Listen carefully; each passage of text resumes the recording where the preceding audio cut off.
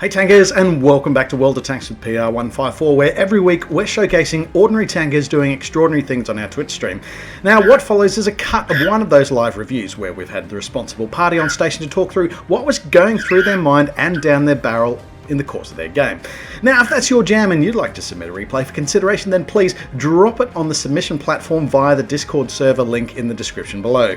In the meantime, happy tanking, and please enjoy this video. I've heard a lot of people say they found the grind for Object 260 a hell of a lot more grueling than it is for 279E. That's very true. It's mainly because that the conditions reset after 20 games. Right, okay. Ghost Town, you're top tiered, 10s over 8s. I think I was so stoked. Seeing tier 8s on the HK server is just a godsend.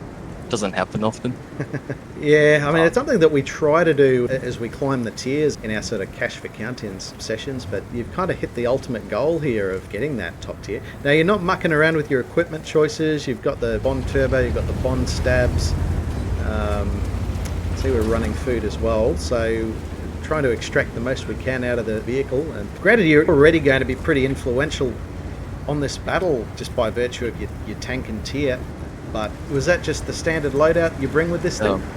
This loadout was for Clan Wars, okay. Because this tank, yeah. And then actually, what I was doing here, I was trying to grind the field mods. Right. Because I noticed that I actually neglected it for quite a long time. Yep. And then I think food on tier 10 is rather standard, so I'm really using it, especially on reward tanks like this and in a good matchup as well. Yeah, fair enough. Fair enough. Now I just noticed how quickly you got into this position.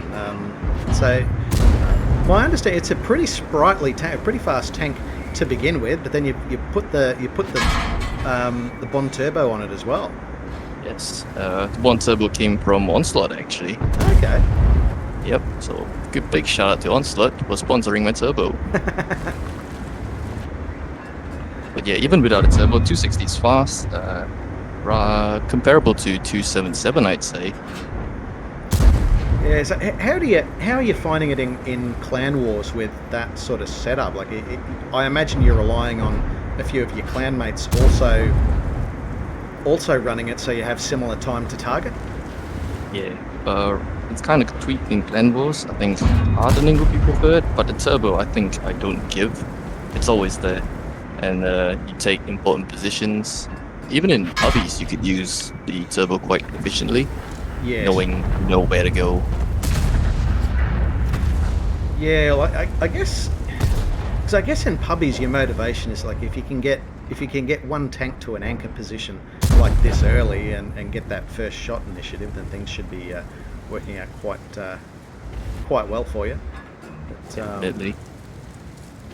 So that was a nice shot on a Phase 1's cupola there. So really lucky that one. Yeah. I've got some stats actually on my 260. I've got 0.3 accuracy. Wow. So it's not often you see like this kind of accuracy on a Russian tank. No. Yeah, but the 260's got it. Yeah, okay. Especially with food and all that. Yeah, I can definitely see the attraction. You're not taking too much grief through the turret. It looks like, by all accounts, you should be able to penetrate the turret of Chrysler Grand Final there. It's a rather chancy shot, I'd say. I was expecting to do a lot more with HE.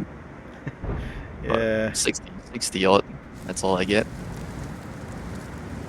That's all right. I think they've sort of got the message. They've vacated that position in the meantime. And I didn't want to spend the gold run on a tier 8 tank, seeing as how we're not winning. So I think I might need them for later. Yeah. So I want to be quite sparse at least, if you will. Yeah, so I mean, things not looking too bad. You're 2 guns up on the enemy team. They're taking a fairly good old hit point deficit. Bouncing gold rounds off T110E4, so got to be happy with that. I call that pretty lucky. he had a pretty good chance of penetrating me. Yeah. I think I recall I bounced him twice. Yeah, okay. Real luck. Well, good opportunity on Chrysler GF there. Back to the garage it goes. didn't need the premium rail, but I didn't have the choice. It booked out fast. All I had. I guess you just got to work with what's in the tube at the time. Yep. Yeah, look, sometimes it shoots straight, sometimes it doesn't. So Well, 0.3 ain't gonna help. Yeah, I mean, you've given yourself every chance. The rest is kind of in RNG's hands. Yeah, I'm a rather stingy player when it comes to the credits. So even on the reward thing like that, I don't take the big repair kits, big med kits. Normally just use the small ones, so I can actually afford running food. I think that's a common denominator amongst most tankers, is that they never have enough credits.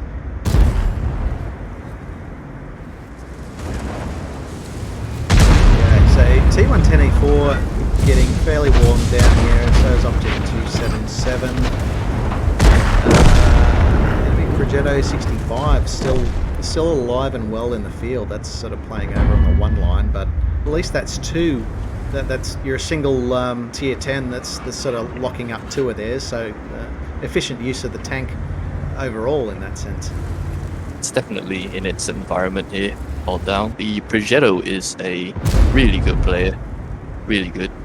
I recognized his clan tag, trash, ironically. I know he's a good player, and he's showing it to won the flank. Yeah. So right here, I believe that I was considering leaving this flank because I don't see anything getting done, and I wouldn't dare push because of the FV in the corner there. And I'm within one shot range, so I'm just contemplating whether I should help the medium flank, push up to where the T103 is, take a defensive position, or... So here I finally decided to move because nothing was getting done. Yes. And our backs were rather open. The E4 could have flanked around Cobra. Mm-hmm. Yeah, and then they just started to push. So I think the Yak Panther's gonna eat the E4 round. He doesn't really stand a chance of bouncing, so I called him to tell him to fall back. So even if that guy does get their gun into the game, then they're kind of vacant for the next 12 seconds, and that's a lot of damage that can be punched into them. Yeah, while they didn't have an answer. Yeah, since he wasn't falling back, I tried to get a cross shot, but then I noticed that my right flank was completely empty. FE could be there, changed my mind, and went back into town. So we got beat on Skoda T27. Now this one's rather odd. The Astron Rex was pushing around. I was unspotted, so I reversed out of proxy range, so he would actually come around the corner, and then he spotted me too late. Oh, there we go. Contributing factor there. Progetto 46 taking the kill from practically the other side of the map, so nicely done by them as well. Really good awareness. Yeah, I had a long reload. Yak Panther wouldn't have gotten him, so someone had to do it. Yeah. And they're still holding out. They're still alive on this corner, but it looks like the E4's kind of made their rotation here. So think about it here. I thought the game was practically over. I mean, 5,600 damage. You'd expect the game to be not as close as this. Oh man! Then we were up a hit points. I feel bad for that Yak Panther E100. They've just done a 1-point kill on the E4. Yeah, he doesn't fare really well when it comes to armor and whatnot. Yeah. But here I thought it was kind of over, so I tried to take what I can. I took a shot that I really shouldn't have, which put me on the one shot for the rest of the game. Yeah. And now I realize the game's not over yet, and they're pulling back whatever we're pulling as well. I think the FB was full health as well. Yeah. I guess that's kind of where a tank like that comes into its own, is just deleting those influential players, assuming they can just catch them out one at a time. I mean, at this point, I think a breeze could knock me out, let alone an FV. Yeah. Kind of like that guy. Oh, that was a one shot. Yeah, that was pretty brutal. The score's pretty tight now, 11-11, roughly equal on hit points. Progetto 46 is making their move on the southern flank, but Sharp Future 4 wrapped up by the looks of things. So here I was thinking that the STRV would pull back to cover his FE, but I saw I couldn't push, so I called for the Leopard, who was on full health, to check it out for me. Brilliant. And the blind shot just to be sure. I think my heart just dropped there. Yeah. Took a chance. I just noped out of there. Yeah. Doesn't look like they were quite expecting you to be there, but no qualms about relocating once they see where you were.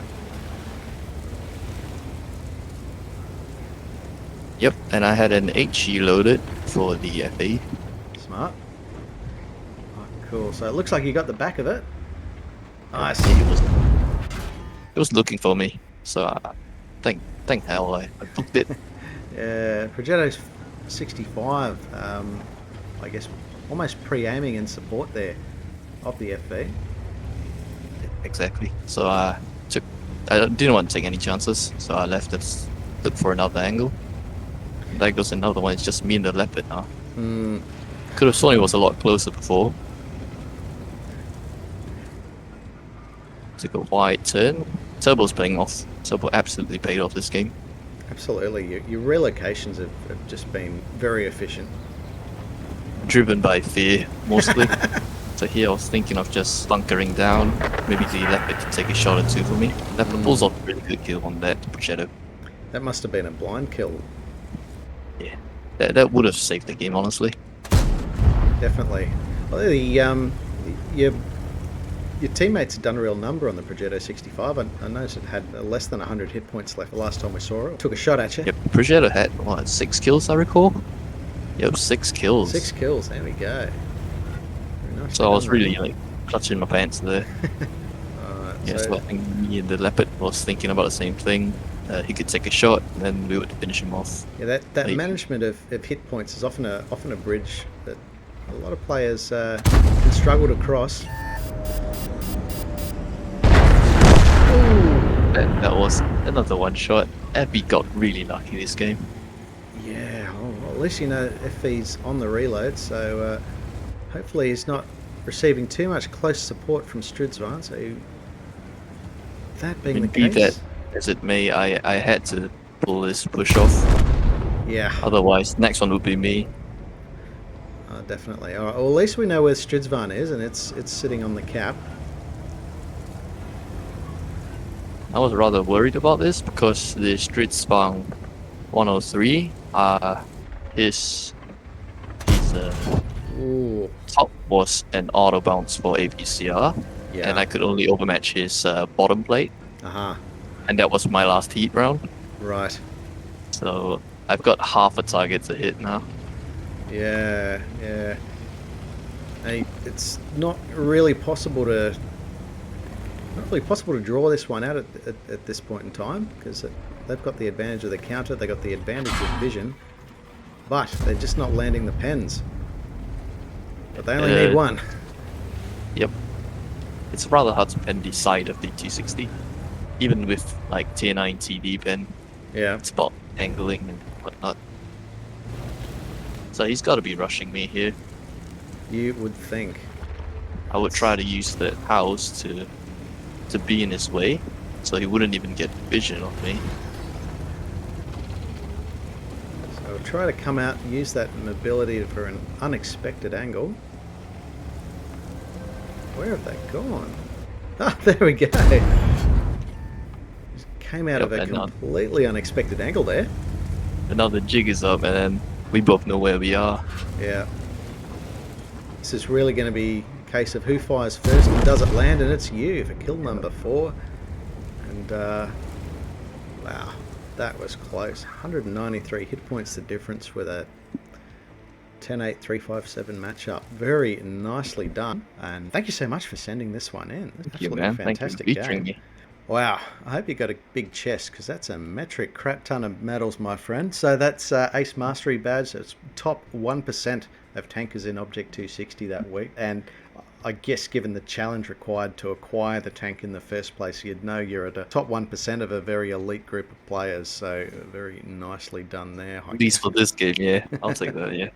High caliber, accounting for at least 20% of the total hit point pool of the enemy vehicle. Over 9.4k inflicted. Wow. And then you add in your combined effect, this 17k combined game. What a fantastic effort there.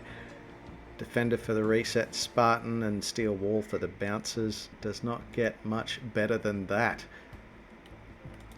Absolutely screaming ahead of your teammates on experience points, but there's some very crucial contributions made through that game, like the way Char Future 4 and Progetto M35 Mod 46 was sort of holding down that western flank for the way they did and as long as they did was key for victory for you there. And Jagdpanzer E100 sort of holding their nerve against the being potentially surrounded by other tier 10 tanks. Yeah, Rat and Slaughter also doing quite well, nearly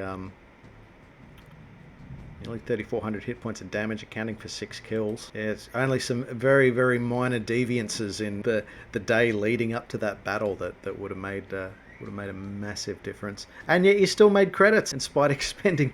Yeah, that is the surprising part, really. I guess we were relying a little bit on that personal reserves bonus there. Might have plugged you into the red a little bit, but I mean, do you mind dipping into the red a little bit for a result like that? Not at all, man. Not at all. Well, thank you so much for joining us, and it's been great to feature another member of the Saber clan, a clan that's very dear to my heart. They were sort of a bit of a brother clan to my first serious clan, so it's always great to get some Saber members on the channel. Of course. All right, thank you very much. Thank you very much for showcasing my replay. No worries. Enjoy the rest of the stream, everyone. Take care.